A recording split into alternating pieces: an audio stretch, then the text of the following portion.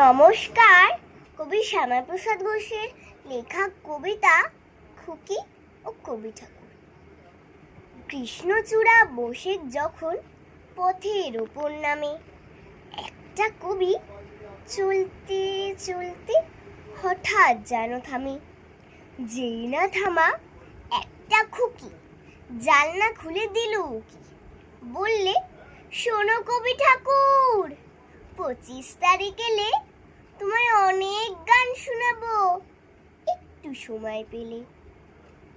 একটা একটা দিন চলে যায়, 25 তারিখ আসে। ঘুমের থেকে ভোর জাগতে তার ছবিটাই ভাসে।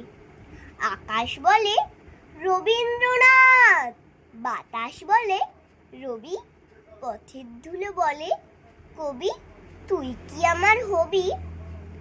এমন সময় সেই খুকিটা যেই না শোনায় গান, জোড়াসাঁকোয় চমকে ওঠে ঠাকুর কবির প্রাণ। খুকির দাদা পার্থপ্রতিম নাটক করে ভালো। সন্ধেবেলায় স্কুলের মাঠে জলে যখন আলো, অমল হয়ে সুধাকে যেই বলে ফুলের কথা, খুকির চোখে ঝরে তখন ভীষণ আকুলতা। বলে, ঠাকুর বাঁচিয়ে দিও আমার অমল ডাকে।